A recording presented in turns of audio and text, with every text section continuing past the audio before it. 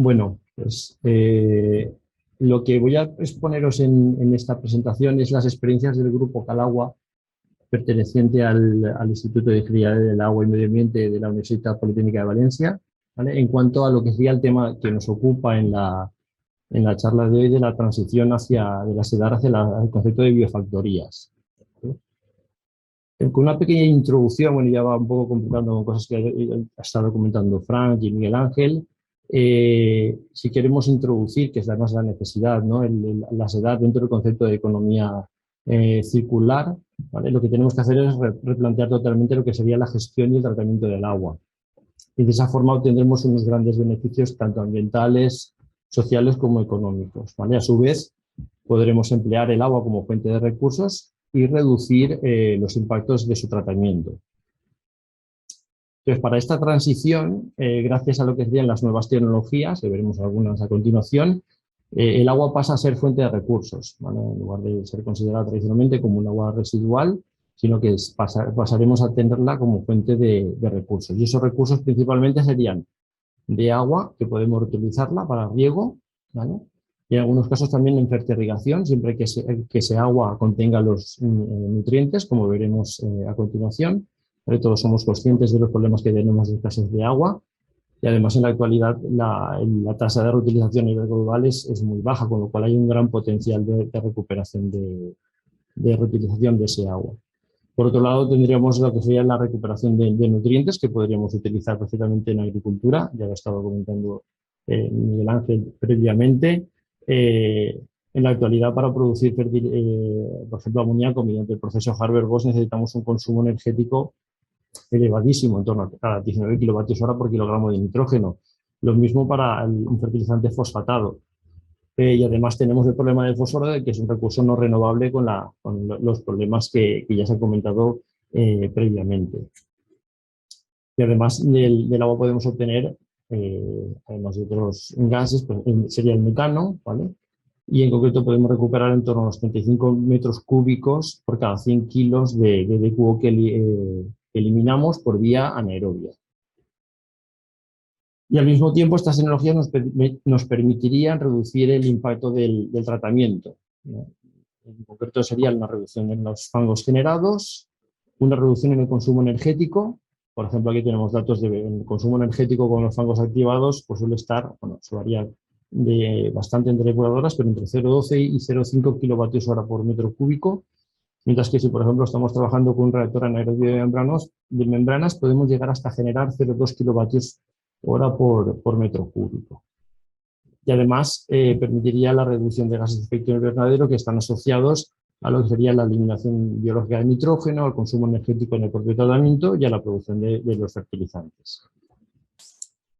Entonces, un poco resumiendo, como directriz clave para esa transición, lo que tenemos que hacer es buscar tecnologías que nos permitan reducir el consumo energético, reducir las emisiones de gases de efecto invernadero, la recuperación de recursos, que son los que hemos comentado antes, sería agua, nutrientes, nitrógeno y fósforo y energía, y por otro lado reducir la producción de los fangos. Y para eso el proceso ideal serían los procesos anaerobios. Muy bien, ahora lo que voy a empezar a contaros algunas experiencias que hemos desarrollado tenemos nosotros en cuanto a lo que sería el concepto de esta transformación, ¿vale? Hacia el concepto de biofactorías. Empezaré mostrando como dos casos. Por un lado tenemos cómo adaptar las depuradoras existentes para mejorar su capacidad de recuperar recursos, y terminaré con una idea de cómo trabajar con las nuevas instalaciones, ¿vale? Entonces, por ejemplo, en este primer caso se muestra la introducción, por ejemplo, de un proceso de membranas de filtración tras la decantación primaria, y de esa forma lo que conseguiríamos es redireccionar el carbono del agua residual hacia la digestión anaerobia, ¿vale? En la actualidad tenemos decantadores primarios que tienen una eficiencia de eliminación de la fracción sólida entre un 60%, pero el resto nos está entrando en el sistema de fangos activados, que no es valorizado en forma de biogás. Con estas membranas de filtración, lo que nosotros conseguiríamos es derivar el 100% de la materia orgánica particulada hacia la digestión anaerobia. De esa forma conseguiríamos incrementar notablemente la producción energética y podríamos recuperar los nutrientes, tanto nitrógeno y fósforo, de las corrientes de deshidratación de los fangos digeridos. Después está el tema de, tras las membranas, tendríamos que eliminar, por ejemplo, el nitrógeno. Entonces, si lo queremos eliminar por vía heterotrófica, necesitaríamos bypassear parte del agua residual para poder aportar el carbono orgánico necesario para hacer esa desinterficación clásica. No obstante, la otra posibilidad sería introducir procesos de desinterficación autotrófica mediante la combinación de procesos Saran-MOX. Entonces, este esquema de tratamiento nosotros lo hemos estado desarrollando dentro del proyecto MEN4REC, financiado por el Ministerio de Economía y Competitividad. Y bueno, ahí veis una imagen de la planta piloto de filtración, en la cual lo que hemos, como resultados principales, lo que hemos conseguido es redireccionar hacia la digestión anaerobia mediante membranas de ultrafiltración el 70% de la DQ influente a la edad, el 26% del nitrógeno y el 42% del fósforo. Y además hemos conseguido incrementar la producción de metano en un 29%. Entonces, esta sería una de las posibilidades que nosotros hemos estado estudiando durante estos últimos años para la modificación de las EDAR existentes. Otra propuesta de transformación, en este caso nos centraríamos en cómo modificar las EDAR existentes para intentar maximizar la extracción y recuperación de fósforo, es la que hemos venido desarrollando estos últimos 4 años en el marco del proyecto Life Enrics.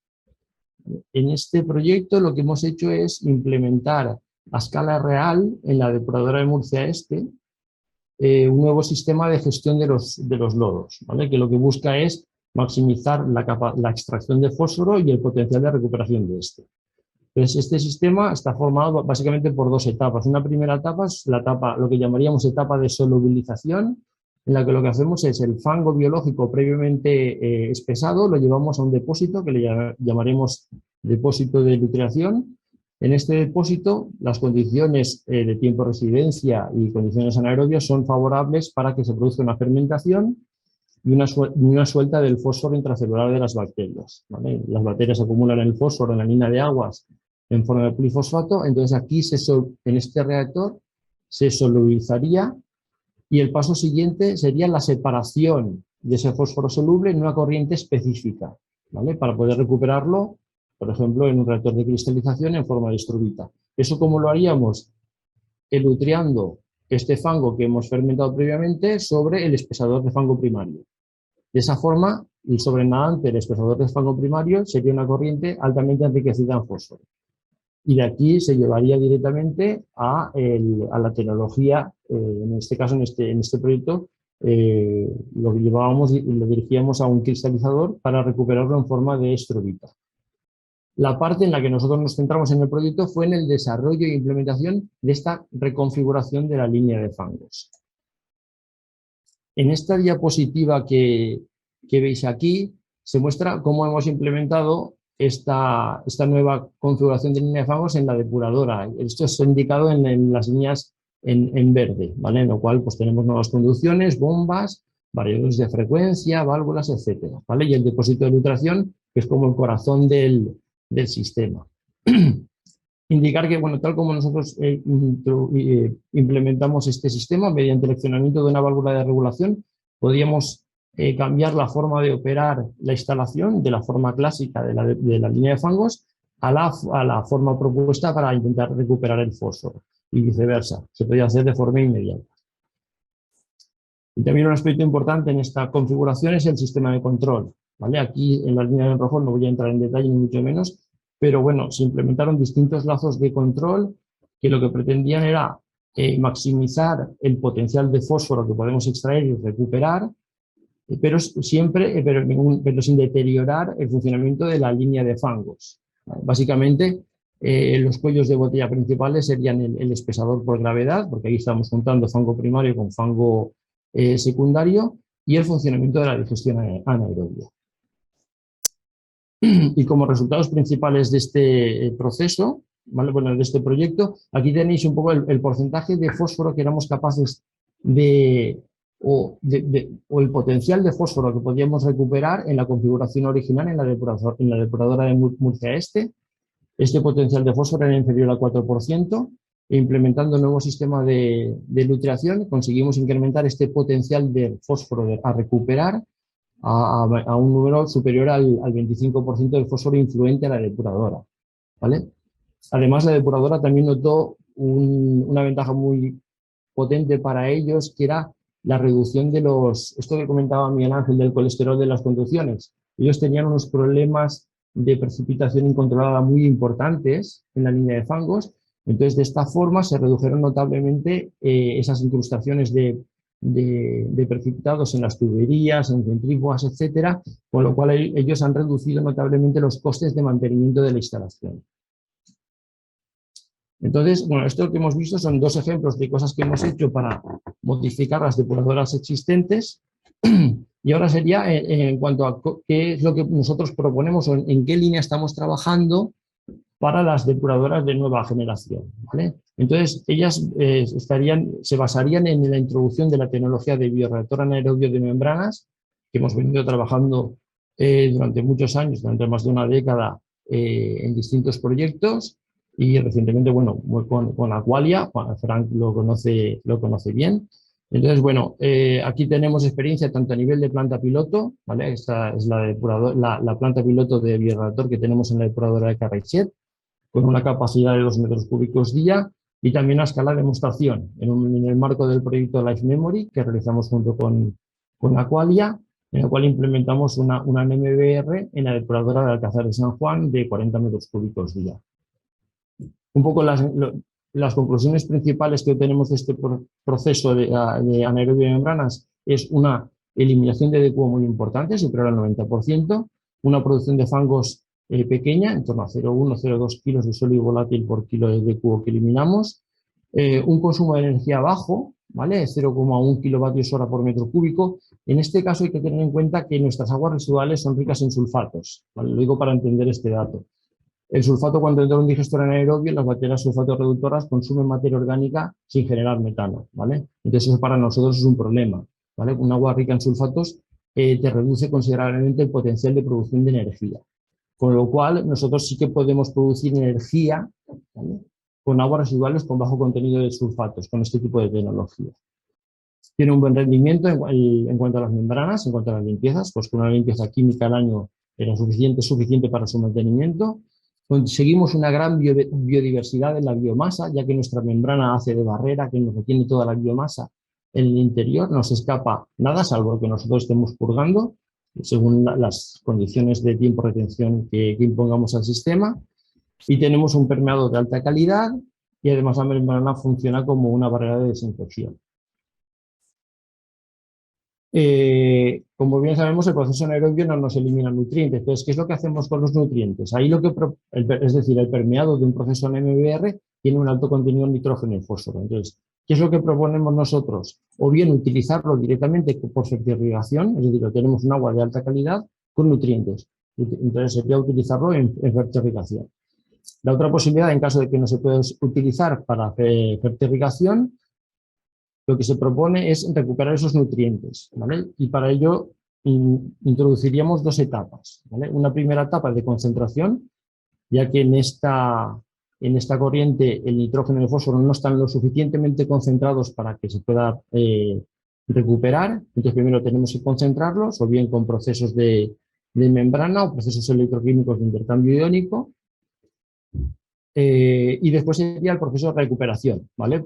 Y la recuperación, pues estamos trabajando con sistemas de membranas de pervaporación para recuperar el amonio, con sistemas de microalgas para recuperar el nitrógeno y fósforo, o con la cristalización para recuperar el fósforo en forma de estrubita. Y ya por último, os muestro cómo estamos implementando este concepto de forma integral, ¿vale?, en el marco del proyecto Recreate, ¿vale?, que está siendo financiado en estos momentos por el Ministerio de Ciencia e Innovación. Os explico rápidamente en qué consiste. Lo que nosotros hacemos es introducir en la línea de de aguas está básicamente formada por un decantador primario y un reactor NMBR. Entonces, el fango que producimos lo llevamos a digestión para producir energía, para valorizar energéticamente, y ese fango, tras la deshidratación, es sometido a un proceso de carbonización hidrotermal.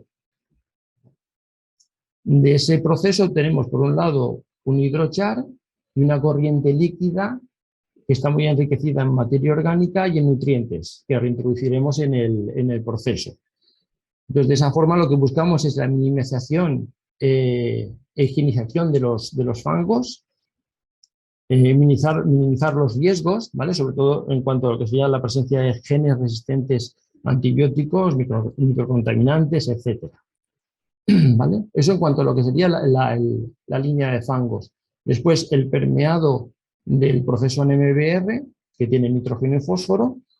Primero tendríamos una etapa de concentración mediante dos columnas, una primera columna de zeolitas para concentrar el nitrógeno, el amonio, y otra segunda columna de resinas de intercambio aniónico para concentrar el fósforo. ¿Vale? Entonces aquí lo que haríamos sería concentrarlo. El paso siguiente sería recuperarlo. ¿Cómo recuperamos el nitrógeno? Tras el proceso de regeneración obtendremos una corriente muy concentrada en nitrógeno, pues entre 10-15 veces por encima de la concentración del permeado. Y esta corriente es la que llevaríamos, o está previsto en el proyecto, llevarlo a unas membranas de pervaporación para obtener un fertilizante de amonio en forma líquida, o bien como sulfato amónico, o bien como nitrato amónico. Tras la regeneración de la columna de las resinas aniónicas, obtenemos una corriente enriquecida en fósforo, y esa es la que llevaríamos al cristalizador para recuperar el fósforo en forma de estruvita.